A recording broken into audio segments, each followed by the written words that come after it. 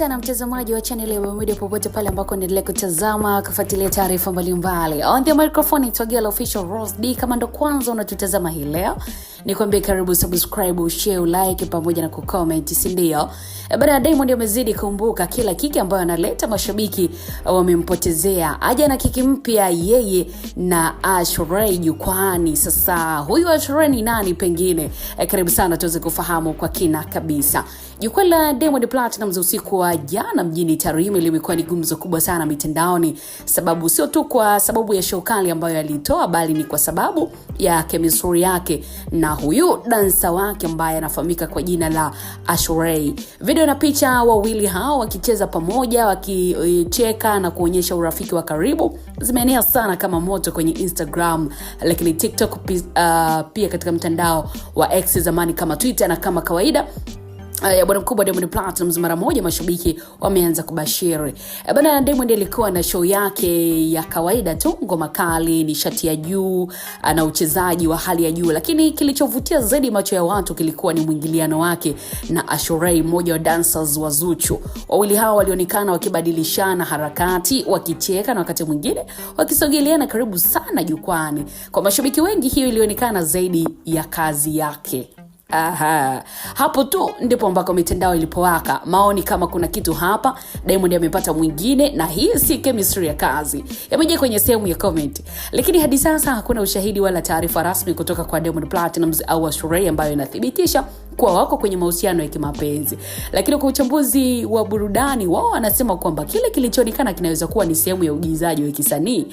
Ni kazi ya dansa kumfanya msanii aonekane mkubwa jukwani. Chemistry ni zana ya kazi, wasanii wengi duniani hutumia hilo kuvutia hadhira. Lakini Ashray mwenyewe ni dansa mtaalamu na amekuwa pia akifanya kazi na wasanii wakubwa na anajua jinsi ya kutoa show. So Diamond naye ni showman, kazi yake ni kuhakikisha kwamba hadhira inafurahia kila sekunde. Sasa kiukweli tangu taarifa za uvumi wa kuachana kwa Diamond na Zuchu ziliposambaa, kila hatua ya Diamond inafuatiliwa kwa karibu sana. Mashabiki wa timu Zuchu na timu Diamond wamekuwa makini zaidi kuliko hapo awali. Kwa hiyo picha yote ile Diamond na mwanamke mwingine jukwani inakuwa habari. Watu wanataka kujua, je, Zuchu na Diamond wamemaliza? Je, huyu Ashray ndiye mpya ama vipi? Baada ya hali hii inaonyesha jinsi maisha binafsi ya wasanii yanavyoweza kuwa kichocheo kikubwa kabisa cha mijadala, hata pale ambako hakuna kitu cha msingi. Katika tasnia ya burudani, mstari kati ya kazi na maisha binafsi mara nyingi hupotea. Lakini jambo la kwanza kabisa ni kwamba upande wa kazi ni kawaida kuwa na wasanii wa dancers wakiwa na chemistry kubwa jukwani. Beyonce na dancers wake, Chris Brown, hata Zuchu mwenyewe pia na dancers wake. Lengo ni kutoa burudani na si vinginevyo. Lakini jambo la pili ni kwamba upande wa mashabiki, kwa sababu tunawapenda wasanii, tunataka kujua kila kitu kuhusu wao. Tunaanza kuunganisha doti ambazo pengine hazipo.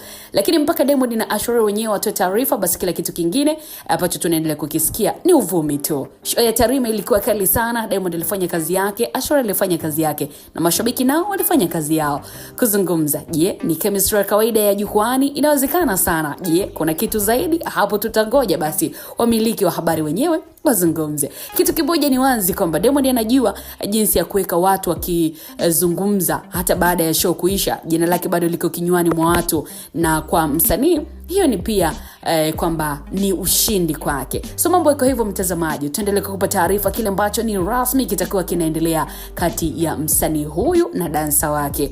Bye bye mpaka wakati mwingine.